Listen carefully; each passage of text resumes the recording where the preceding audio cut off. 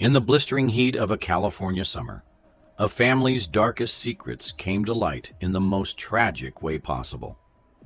Lisa Mathers, a seemingly ordinary housewife, made a choice that would set off a deadly chain of events, leading to the unraveling of her family and a murder that would shock an entire community.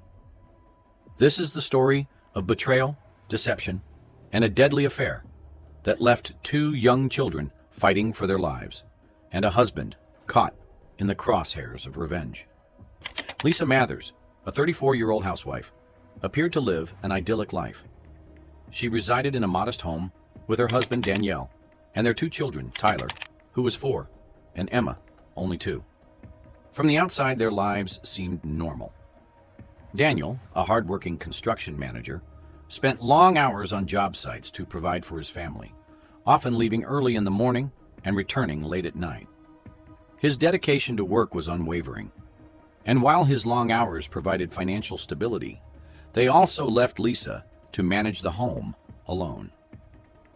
Lisa Mathers grew up in a small town not far from Bakersfield, California. Her early life had been one of simplicity, but it wasn't without its struggles. Born into a family of modest means, Lisa was the youngest of 3 children. Her father worked long hours as a truck driver, often gone for days at a time, leaving her mother to care for the household.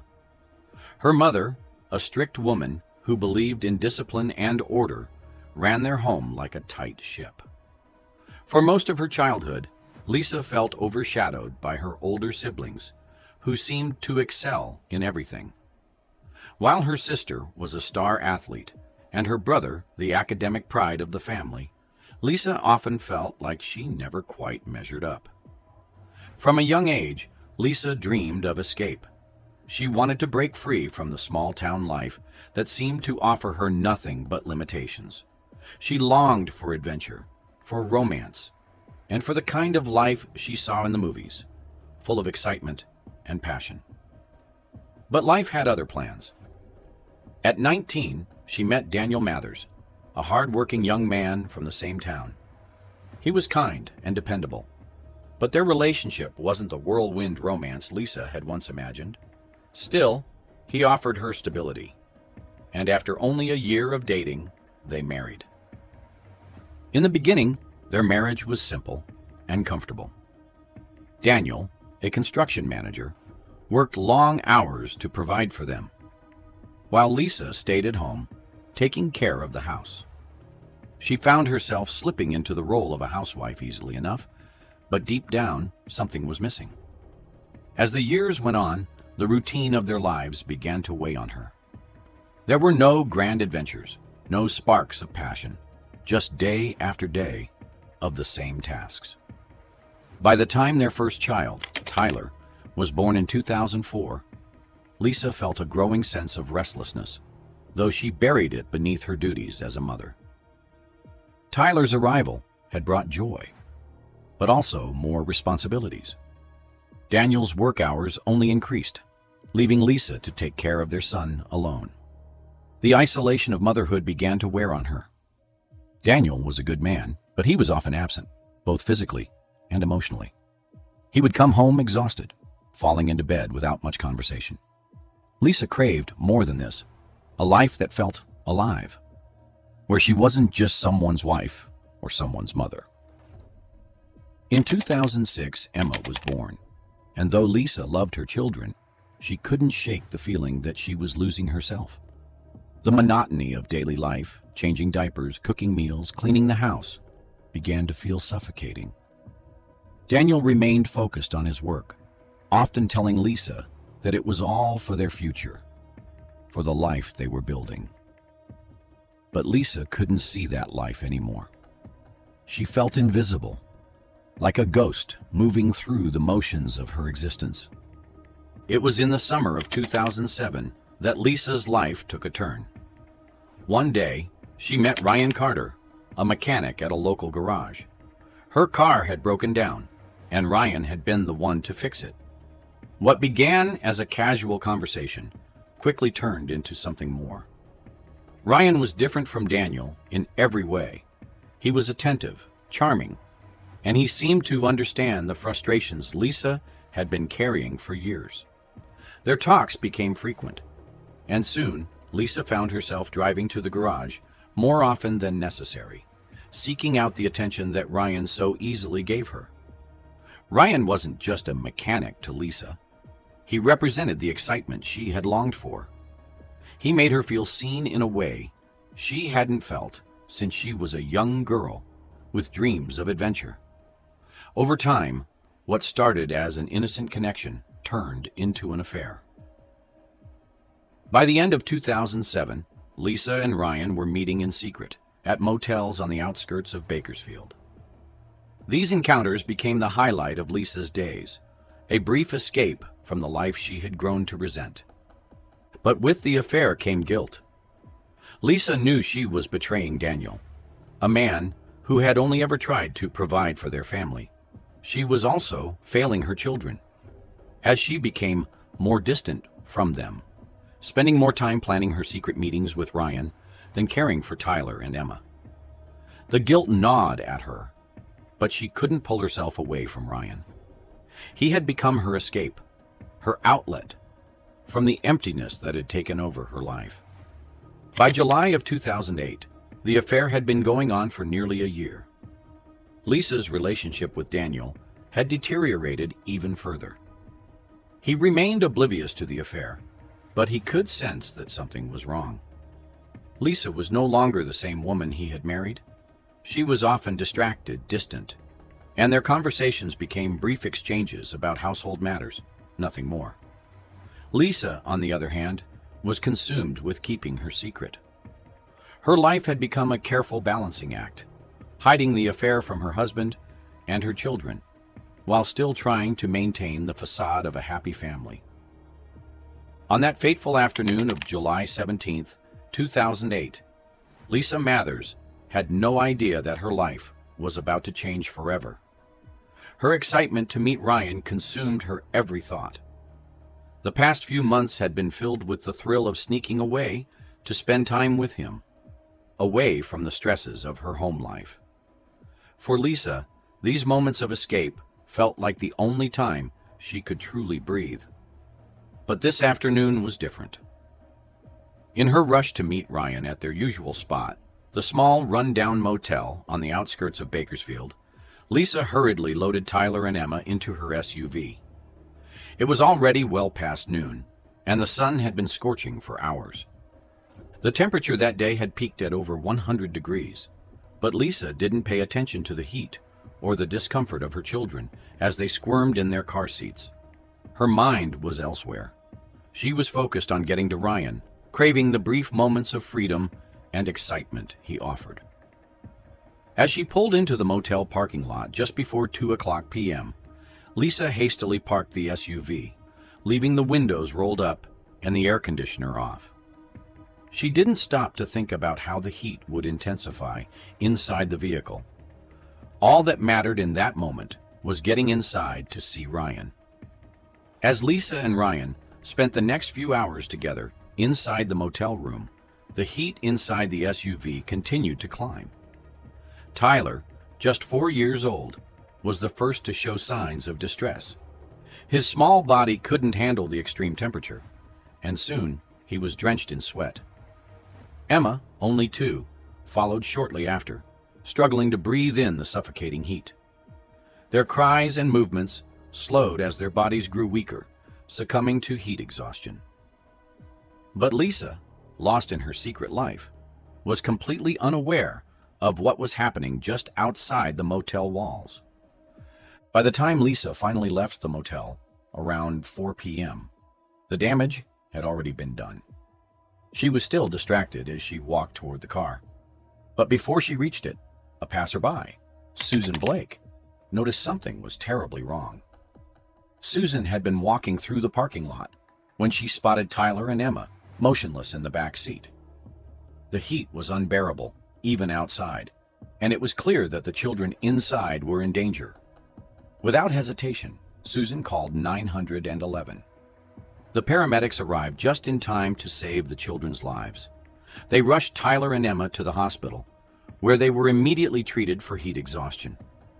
It was a miracle that they had survived, but their condition remained serious as doctors worked to stabilize them.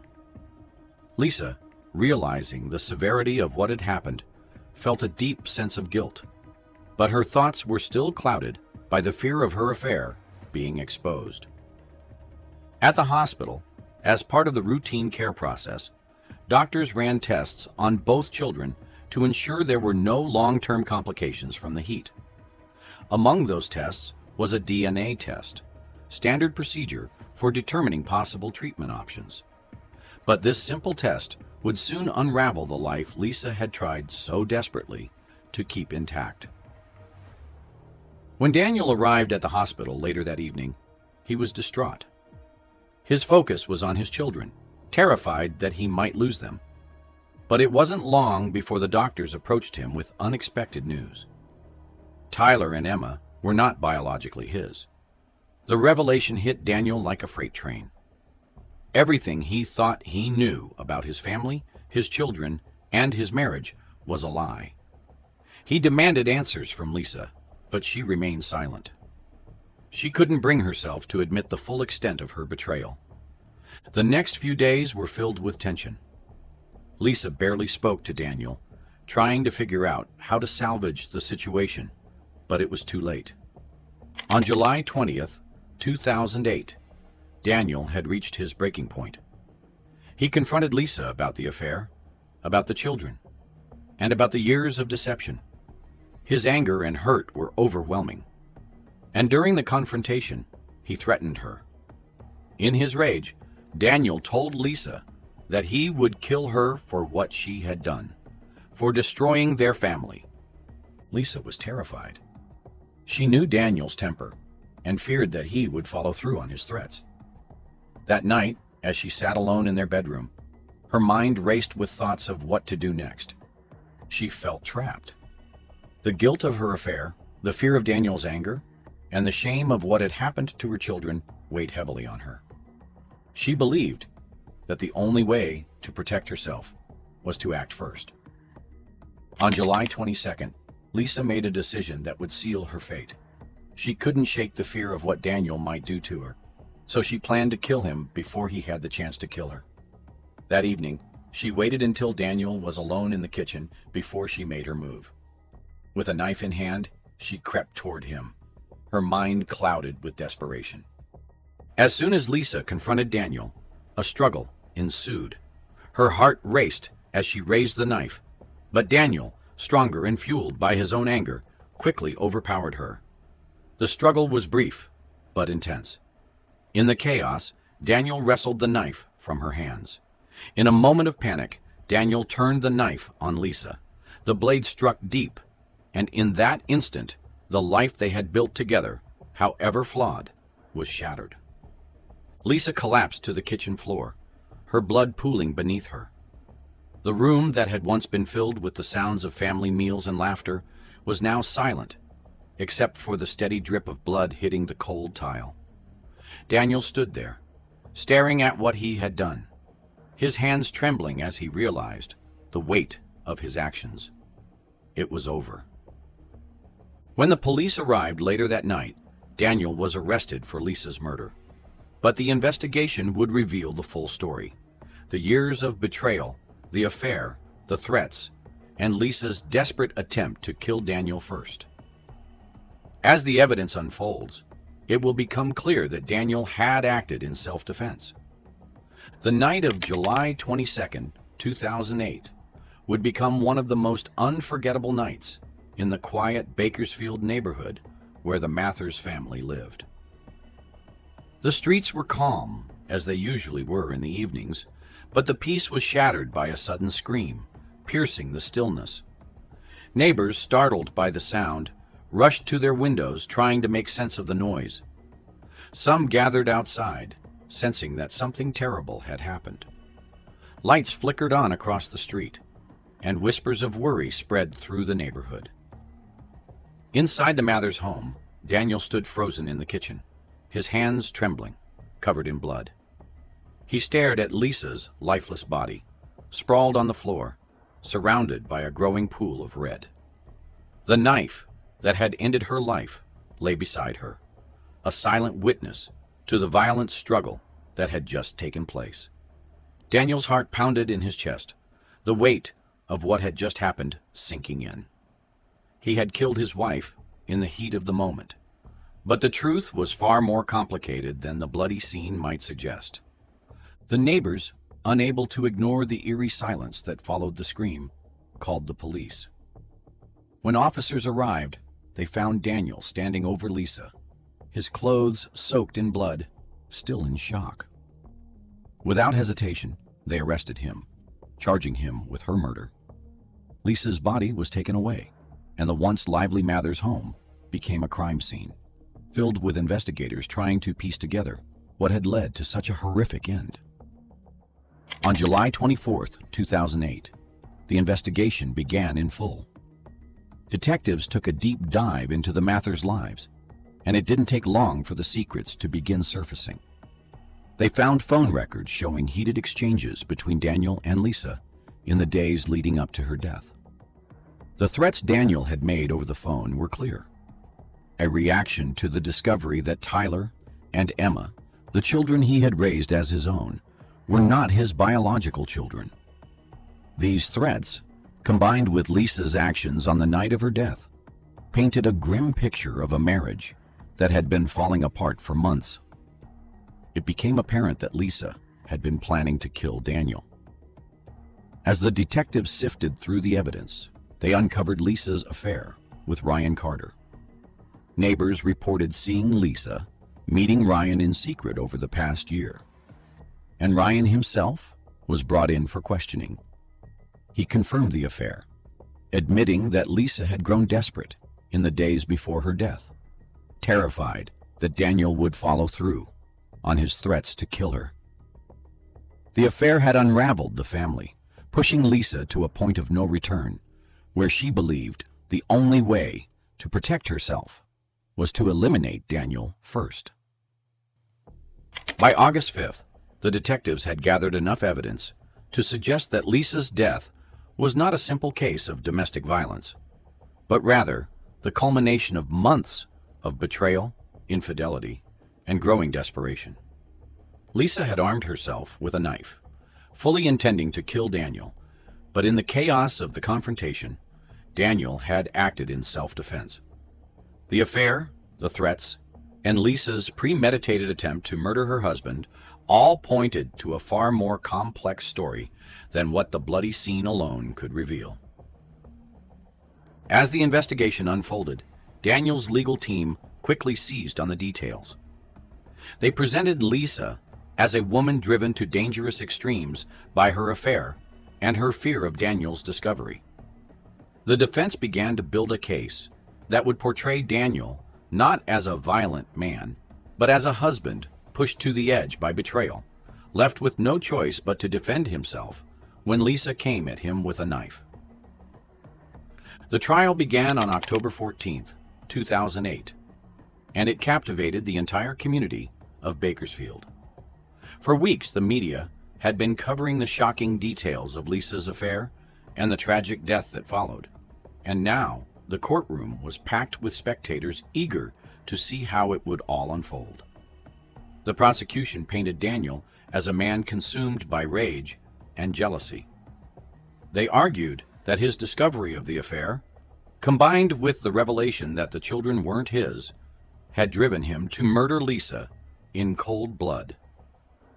They presented the phone records as evidence of his intent, pointing to the threats he had made in the days leading up to her death.